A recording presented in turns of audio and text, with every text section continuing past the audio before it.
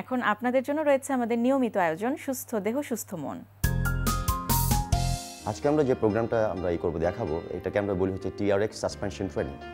আমরা সিকুয়েন্টলি আমরা 12টাই দেখাবো, প্রোগ্রাম দেখাবো। প্রত্যেকটা এক্সারসাইজ আমরা 30 মিনিট করে করবো, মানে 30 সেকেন্ড করে করবো। 30 সেকেন্ড এক্সারসাইজ করবো, 30 সেকেন্ড রেস্ট নেব। এভাবে 12টা এক্সারসাইজ আমরা যেভাবে করবো হচ্ছে মানে অ্যাট এ টাইম করেই করতে থাকবো। এতে আপনি যে বেনিফিটটা পাবেন, আপনার কার্ডিওভাস্কুলার হবে, অ্যাক্টিভিটি হবে, মাসেলগুলো টোন্ড আপ হবে, বিল্ড হবে না, মাসেলগুলো টোন্ড আপ হবে। অনেক সময় দেখা যায় যে অনেকে আছে জিম করতে চাচ্ছে না, কারণ জিম করলে অনেকে একটা ধারণা থাকে যে জিম এক্সারসাইজ করলে অথবা হেভি ট্রেনিং করলে ম্যাস বিল্ড হয়ে যায়, মানে মাসেলগুলো বড় হয়ে যাচ্ছে।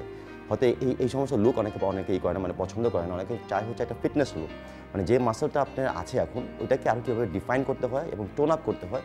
এই জন্য কিছু প্রোগ্রাম আছে, এটা ওয়ার্ল্ড ওয়াইড এখন খুব বেশি হয়ে গেছে, মানে ফেমাস হয়ে গেছে। এই প্রোগ্রামটাকে বলা হচ্ছে TRX সাসপেনশন ট্রেনিং। এই প্রোগ্রামটা আসলে পিক আপ হয়েছিল প্রথমে, এটা তৈরি করা হয়নি, জিমে তৈরি করা হয়নি। এই প্রোগ্রামটা তৈরি হয়েছিল শুধুমাত্র আমেরিকান মিলিটারিতে, যারা নেভি সিলসে ছিল। নেভি সিলস আমরা জানি যে ওরা হচ্ছে আমেরিকান মিলিটারি সবচেয়ে ইলিট যারা মানে ফিটনেস লেভেল থাকে তাদের জন্য। তো ওদের থেকে এই প্রোগ্রামটা আমরা পিক আপ করেছি ফর দ্য সিভিলিয়ান্স। এই জন্য সিভিলিয়ান্সের জন্য আমরা যেটা করেছি, আমরা কতগুলো ভাগে এটাকে ভাগ করেছি, মানে স্প্লিট ওয়াইজ। তো প্রথম আমরা যে জিনিসটা দেখাবো সেটা হচ্ছে বেসিক এক্সারসাইজ। বেসিক হচ্ছে আমাদের 12টা এক্সারসাইজ, যেটা আমরা 30 সেকেন্ড করবো, 30 সেকেন্ড রেস্ট নেবো। এতে যে বেনিফিটটা পাবো কার্ডিওভাস্কুলার উইথ টোনিং একসাথে জিনিসটা হবে।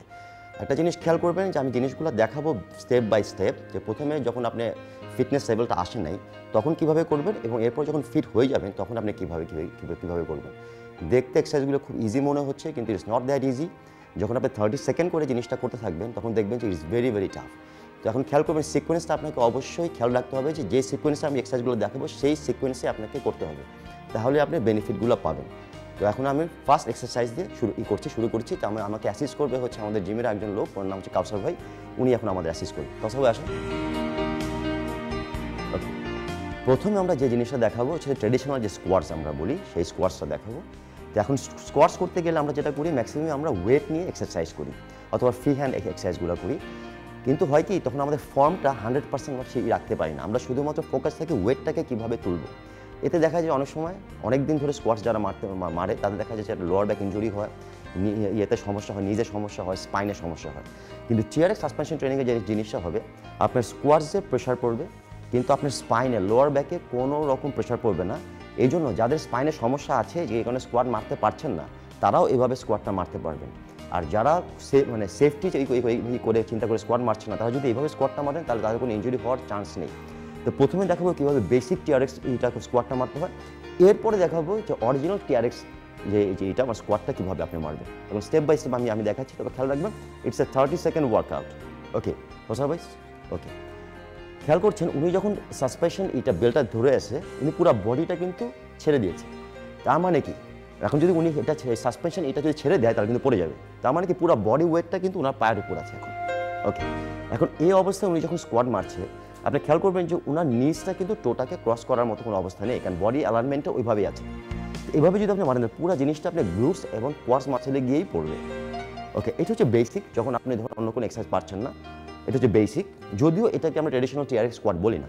ওকে, এখন যখন কয়েকদিন করার পরে দেখবেন যে 2-3 সপ্তাহ করার পরে যখন এটা অভ্যাস হয়ে যাবে, দেন হোয়াট টু ডু, যেটা করবেন সেটাই হচ্ছে TRX স্কোয়াটস।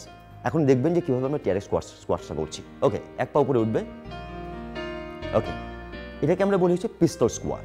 TRX এর স্কোয়াটকে আমরা বলি হচ্ছে পিস্তল স্কোয়াট। পিস্তল স্কোয়াটস অনেক আগে অনেকে করতো, কিন্তু এটা বডি বিল্ডিং এক্সারসাইজ থেকে ঠিক করা হয়ে গেছে, কারণ ওয়েট নিয়ে এই ধরনের স্কোয়াট মারা খুব কঠিন। কিন্তু এটা করলে যে জিনিসটা হয়, আপনার বডি অ্যালাইনমেন্ট, আপনি যদি ভুল হয়ে যায় আপনি এটা করতে পারবেন না। সুতরাং বডি অ্যালাইনমেন্ট ঠিক রেখেই আপনাকে জিনিসটা করতে হবে। সুতরাং তখনই আপনি দেখবেন স্পাইনটা ইরেক্ট অবস্থায় থাকবে। ওকে, গো। ওকে, ওকে আরেকবার। Yes, okay stop. ওকে, এখন যে জিনিসটা করছি আমি যেটা বললাম, এটা হচ্ছে 30 সেকেন্ড ওয়ার্কআউট।